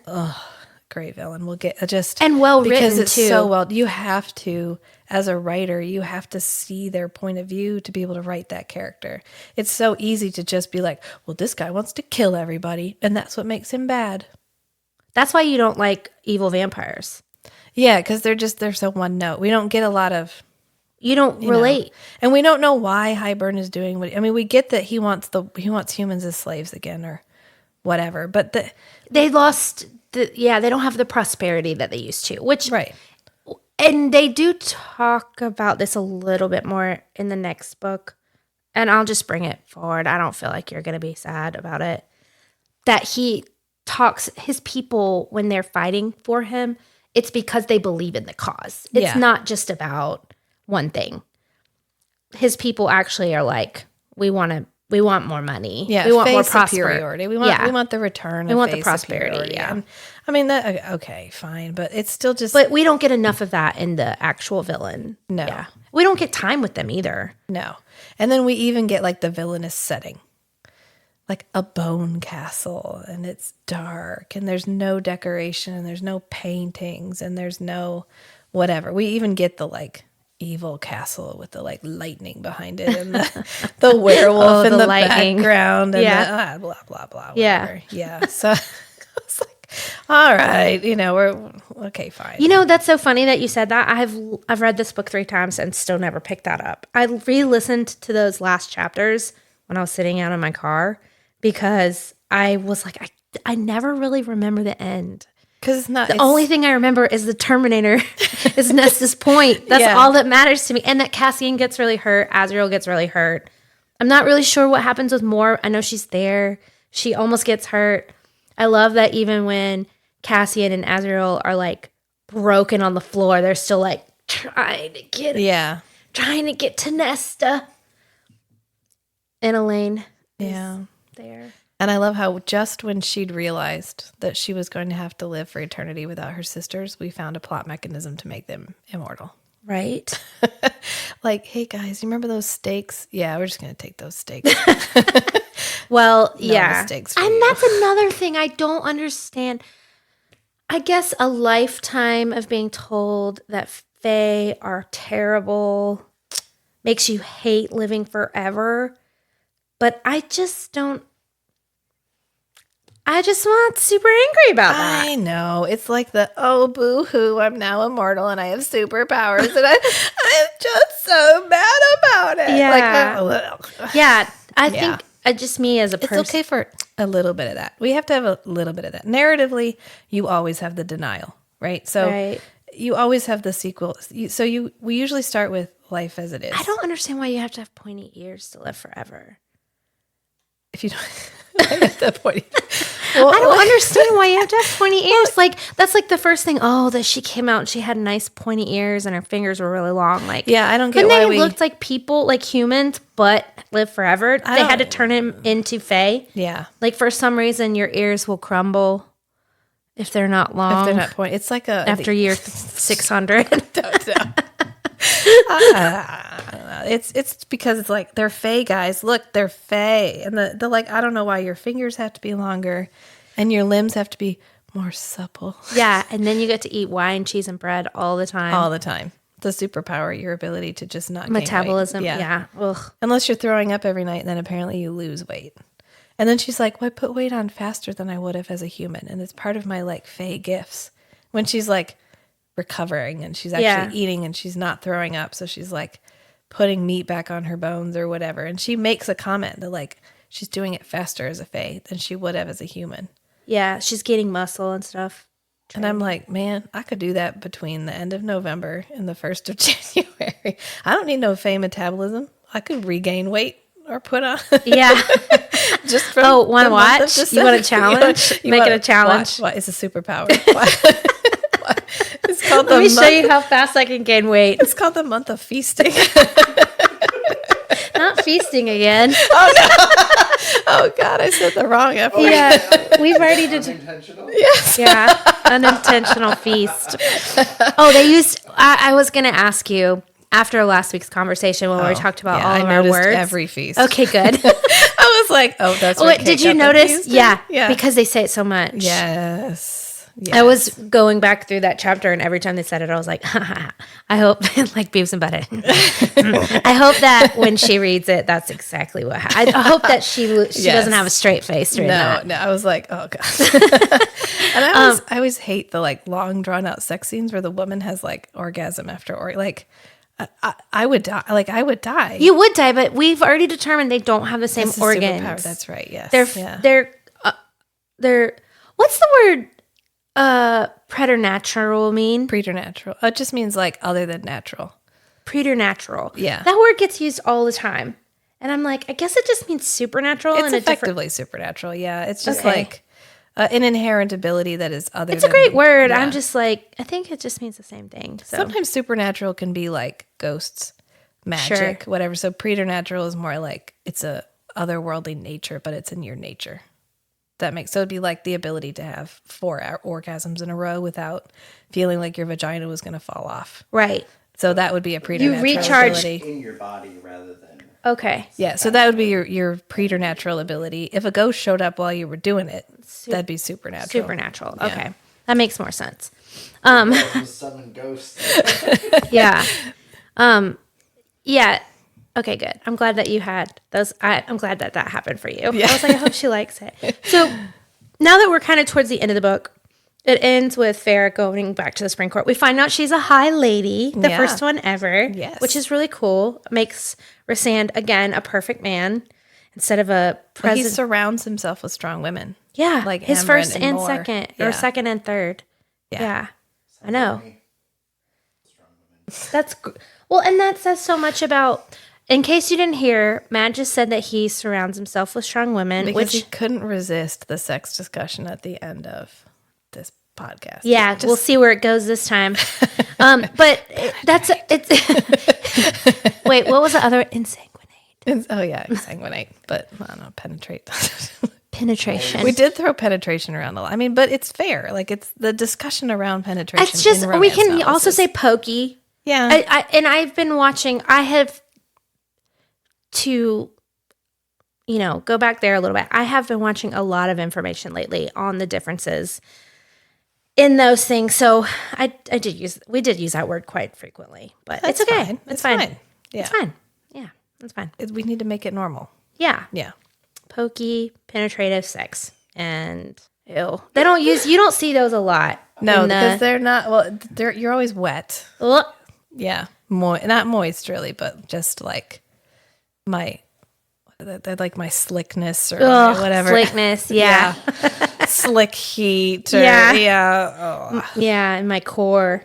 Yeah, which I did like the scene where she's sitting on his lap in the Court of Nightmares in Yeah. the Human City. Oh, I'm glad you brought that up. I love that scene. Yes. I love when they have to pretend and Yes. no one knows that they're pretending to be evil. Yeah. I do kind of hate that Rysand, I mean, he probably has to make some pretty hard calls sometimes to prove points. Yeah. And he might actually have to do evil stuff or like undesirable things. Yes. But I love that something about them hiding Valaris. Yeah. I love the idea of nighttime being beautiful and not dark and not Right. evil. Yes, Because I that's- feel that way too. A night sky, a starry night sky is like chef's kiss. Yeah. That we don't have to take darkness as evil. But which is we've good. also established that I like really cold places. So I love a cold, crisp night sky with no light other than stars. Yeah. So I totally recognize, and the idea of starlight but the difference between starlight and sunlight. Mm-hmm. Starlight feels so like soothing as opposed to like warming, Yeah. Softer. softer. Yeah. Yeah. I think this is one of the reasons I like Rysand is because he's the type of character that can make difficult choices. He doesn't cling so hard to his concept of honor that he can't maintain both of these courts. Yeah. Sorry, I just had another thought. That's okay. I want to go back to something you said last week and see if you still agree with it. Okay. There was a point where you said that you thought Rysand could kill Farah, darling. Now knowing that he knew she was his mate, do you think that's the case? Not without telling her. Yeah. I think she'd be part of the discussion. Yeah. They'd have open communication And about he it would work absolutely to get around it. to get around it. Yeah. When you said that last week, I didn't want to be like, well, Yeah, let me tell you. But I think he would do what it took to protect his people, but I don't think he would do it without telling her. Yep. Which is what I like about their two, because they're setting up this communication. They're setting up like a relationship based on communication, which is who'da why thought? he does that whole like chapter dump where he's like, before we get started on this mate situation, Yeah. I'm going to catch you up. Right. And then she serves him the soup. Yeah. Yeah. What kind of soup do you think it is? I They don't know. say. I don't know. What would you say? I love how nobody in this book cooks. I don't cook, so I'm like, yeah, that's real life. So I asked you a couple questions. Okay, here we go. We don't even have to ask the villains questions because I think we've established we don't really have that great of villains. No. But we do have like monsters. And I do have monsters that I like more than others. Yeah, I like that they're neutral. They just are what they are. They're like an elemental force of nature. They're not Right. negative or positive. They just are what they are. Right. So so what are your top three? Top three villains? Top three monsters. Top three monsters. Well, we really only talked to a couple. We talked to the Bone Carver, and I liked him. Yeah, he's cool. And I liked the idea of the Weaver. This like super cannibal whose Yeah. house is literally thatched with human hair. And you know what really grosses me out? The fat. Yeah. Like for some reason the smell of that house really she was describing it, I was just like, "Oh my god, can you imagine the smell Yeah. of like burnt human That grease?" vomiting I understand. When she Right. comes back, I can't even touch I can't clean the drain in the shower. No, let's not talk about mold. And then she rolls down like a roof of human hair. Yeah. And it's like sticking to her because she's covered in human grease. Yeah, she's covered in people grease. So Like burnt. that was a well composed villain. Yeah. Because she's not evil, inherently evil. She just is what she is. She's just trying to survive. She's like a storm. She Yeah. doesn't the storm is just what it is. It causes mayhem, but Yeah. not because that's what it's intending to do. It just simply is what it is. Yeah. And don't forget our bestie, the cereal. Oh, the cereal. Yeah. I did like, she's like, all right, I'm going to go get the cereal. And she just goes out and sets up a trap and it shows up and she's like, It's not the last time either. Just like, let you know. She's like, hey, homie. And Hey, homie. hey, homie. And literally everybody is like, how'd you catch the cereal? She's like, is that supposed to be hard? I know. She's like, I just went out in the woods. You could go do it. And they're like, no, we can't. That's the point. Yeah. Even Rhysand is like, I tried twice to catch it. And she's like, well, you should have tried a third time. I don't know what to tell you. Right. So what about okay, so we have so many characters. We have way more characters now. Yes. So if you had to choose, I mean, you definitely get more in the next books, but what do you think? Top three. Top three. Oh, I really liked Amryn. I do. Because she's just a good, consistent, powerful, mysterious, morally gray character, which we've established. I'm here for morally gray. Right. I'm here for it. I liked Rhysand in this book. I feel like I wanted a little spice to Rhysand. I mean, he was fine. He was good, but he was real wholesome.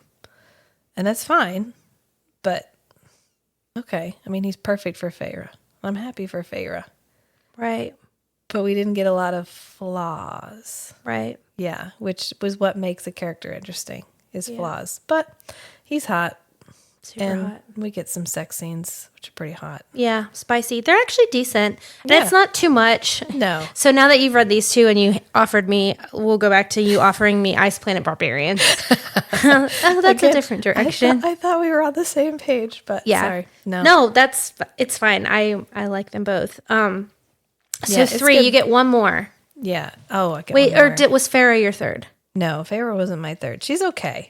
And I get that she needs most of this book to heal. And I'm fine with that. Yeah. I mean, and I don't think it helped. I think if she had aftercare, proper aftercare, instead of Tamlin, I don't think she would have taken as long as she did.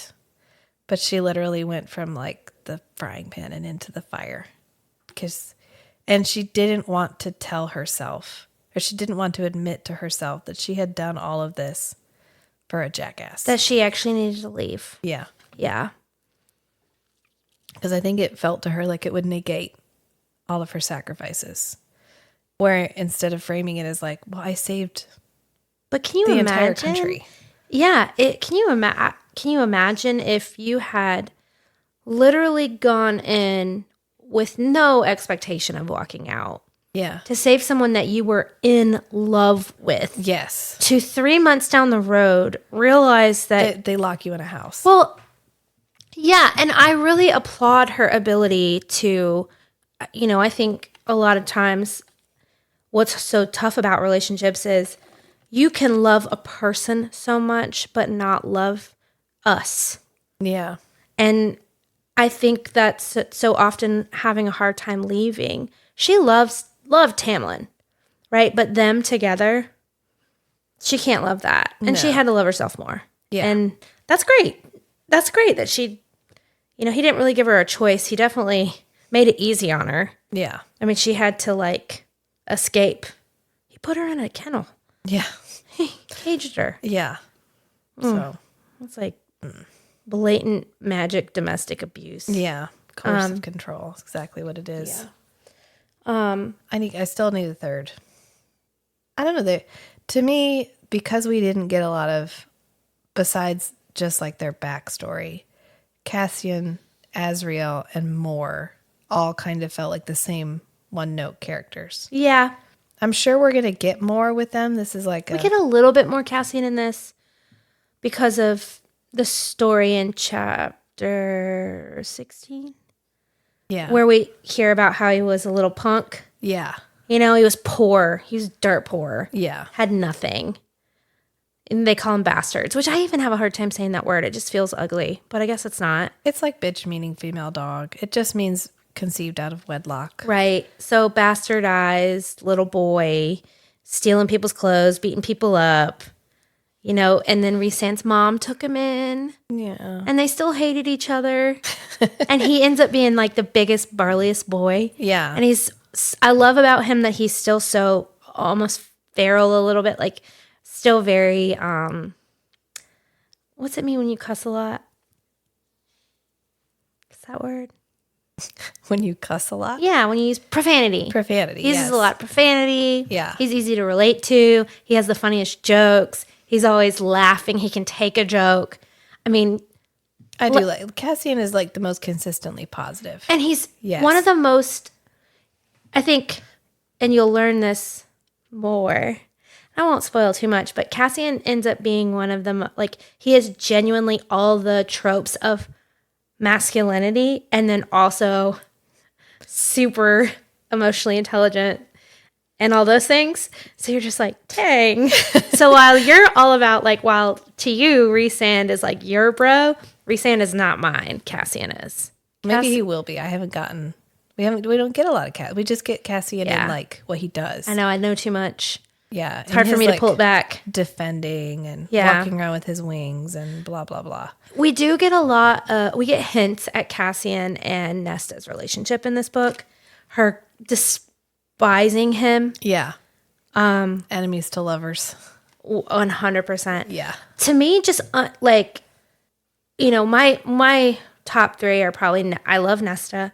I know a lot about her though, and Cassian, and then I love Lucian a lot too. They're mine.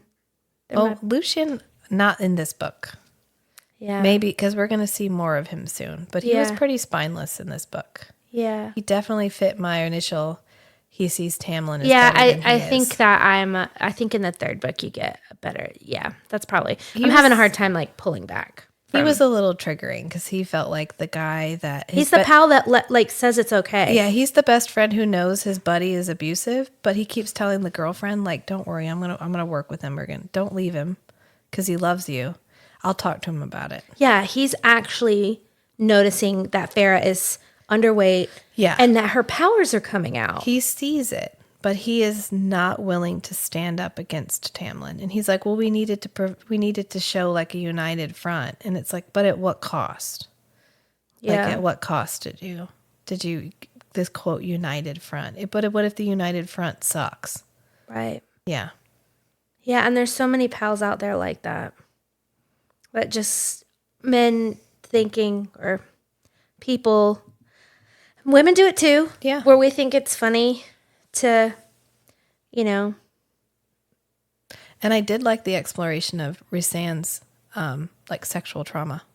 yeah. The fact that he was traumatized by his not relationship, but his slavery to Amarantha. Yeah, and does that not come up in? No, okay, never mind. That's the third book. Never mind. There's others. There's a few more characters that are like that. Men who have Yeah. been traumatized by women. And it's I'm glad, because a lot of times male rape is framed as comedic. And it's not. It's not. Like Wedding Crashers is a good one. In Yeah. the movie Wedding Crashers, there's Yeah. that girl that likes, I forget what Isla his name is. Fisher. Yeah. Yeah. And she And they rapes him. end up together. She ties him to the bed. And it's like well, good for you that girl liked you so much that she forced you to have sex with her. Right. Instead of it being like, well, no, that was rape. Yeah. Yeah. And Yeah. so we And it's just as traumatizing for men. And it Yeah. changes men's entire trajectory right. and I- their view on women. And I do like that we kept it. Yeah. It wasn't just like, well, that's done. I don't have to worry. And Feyre actually worries about it, which I wish she had communicated to Rhysand, where she's like, I don't know if he's ready to have a relationship with me because of what he just went through. Right. I don't know if he's ready to have a physical 50 relationship. Years. 50 years. Is in sex servitude. Yeah. Slavery. Yeah. So I think we kind of wrapped up. Yeah. What do you think about this book? Did you enjoy it? I did. This one was harder to read than the Okay. first one. The first one's a little fluffier. Sure. We don't get to the heavy stuff until you're already hooked, because you get the whole romance. You get the romance drama at the beginning. You get kind of the fluffy romance tropes. And then when she leaves and comes back, you're in it. But you're already so in it, you go through it. Yeah. But then when we start this one, we start immediately in it. We already start in trauma land. And then we go from trauma land to like recovery land back to trauma land. So Yeah. And we meet other people's trauma, and Yeah. everybody, all the characters in this, she does a good job of, all of her characters in these romanticities having like real baggage. yeah, like actual baggage. Yeah. Nobody's like, well, actually my parents are still together and Yeah. they were I'm fated fine. mates, but they love each other too. And I don't know. I'm fine, I guess. Yeah. Yeah, we're all good. They're all like, yeah, okay. So how many times did your parents beat you? Oh, Yeah. like a bunch. Oh, your brothers burned had, you? You had parents? You lucky son of a bitch. Didn't even have those. His parents murdered my parents, and my parents murdered. Yeah. Yeah. That's another thing too. Like, can you imagine living so long that, like, Tamlin's dad murdered Rasan's mom and sister? Yeah. That was, we can head back to what you said last week about Rasan showing up at brunch Yeah. and him being like, "Oh, you need to figure out this." I think Rasan was just trying to make him feel like a piece of shit. That too. Yeah. Yeah. I think Although they're he- both. I think there's he a little does bit, say, a like- little bit of both. He does say, I Yeah. was there kind of to like Push him along. push him along. Yeah. But also I hate him. I hate him. Yeah. Yeah. Justifiably hate him. Right. He killed my mother and my sister whom I loved. Right. Yeah. And Rasan's complete and but also recognizing how that made Rasan who he is, Yeah. and him really honor and protect the people he loves. Him standing up for his friends, Yeah. his family, like making sure that no one knows about them. That's wild. Yeah. That's a lot. Rasan, he's a good boy. He does a good job. He used his powers for good. Yeah. So what do you think going into the third? What do you expect to happen? What are you thinking? What do you think our rifles are? I'm hoping we're going to get a lot of empowered Feyre doing badass bitch shit. That's my hope. Because we have a high-powered Feyre who just spent an entire book. Does she do the wolves and eagles water Yeah. trick in this one? Yes. Yeah. That's Yeah. that's pretty cool. we get like a We get a taste. just a taste. We get a little taste. We get a little taste right at the end there of like, oh, this gonna be good. Yeah. Yeah, she gonna kick some ass. So that's what I'm hoping, because we just had she healed. That's fine. We needed a healing book. If she hadn't healed from it, her general emotional abilities would have been suspect. Because it's like, are you psychopathic? Can you literally kill people and then just be like, well, that was for the greater good? Yeah. So it's good because we needed a healing book. This was our healing book for kind of everybody. And so, except for Tamlin. Oh, fuck Tamlin. So we move on, hopefully.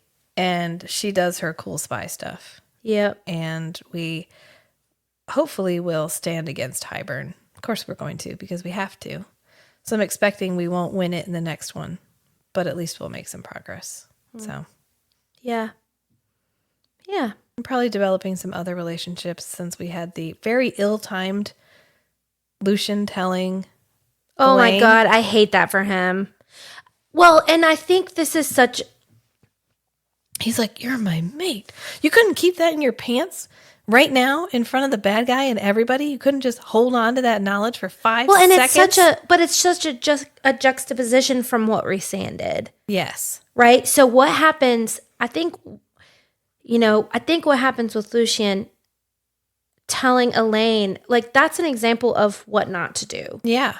Where he's like, hey, I realize you just went through this really traumatic thing where you thought you were going to die and you got dipped in this magical But all of a cauldron and sudden now we you're have this immortal. bond together. But by the way, we're destined to be together forever. Right. So this whole part where I'm kind of the bad guy, that's not my thing, okay? Like, this is bad optics right now, okay? Yeah. But like, whatever. Like, seriously, that bothered me, where he was like, you're my mate. Yeah. I Lucian. know. It sucks. Hold it together, man. Yeah, you gotta get out of there. Well, this is the spring court being young and impetuous and impulsive. Right. Whereas Aries. Yeah. Yeah, all those spring birthdays. Aries, Taurus. Yeah, too much of that. I feel like I'm going to need to brush up on astrology. It's fine. I'll meet I'll you walk on the you through table it. here. I'll walk you through it. Because I'm like, I think I know my star sign. Yeah, no. When's your birthday? December 7th. Oh, wait. Oh my gosh, that's in 4 days. It is in 4 days. Holy cow. Okay, I'm glad I asked. Let me put it on my calendar so I can remember to text you. Thanks. What are you going to do for your birthday? Probably nothing. What? Oh, what's our time at right now? Yeah, but we've divulged. It's 2 hours. That's not too bad. No. You can just listen to it at 2.5. I was listening to the books at all the different speeds today, and I was like, I wonder if one of the reasons, like one of the things that makes you good at this is that people can understand you at 3. How low does your voice have to be understood at 3? I never do. I always listen to it at 1. I can't do 1. I like 1.2 if it's important. If I'm moving through it, 1.6. I think it has something to do with ADHD. Yeah, you got to keep it moving. It's got to be stimulating. Yeah. And if it's too slow, I'll have to keep going back and listen back because I'll have missed something. Yeah. So it also depends on what I'm doing. If I'm like doing dishes while I'm listening, I need it to move a little bit quicker. That's really interesting. And if it depends on the cadence of the speaker. It also, yeah, and what's happening. So some of like the romantic scenes or the spicy scenes, I will slow it down a little bit just so it takes longer. I hear you. Just kidding. Like it's slow.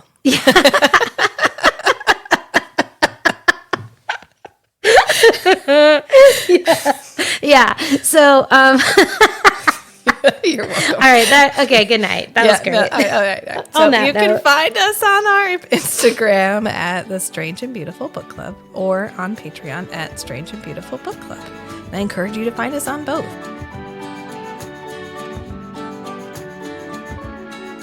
Is it hot in here or is it just me tuning in to hear these 3 chatting about fantasy novels of the spicy variety? Not your average book club, if you know what I mean. Are you happy to see us over? Is that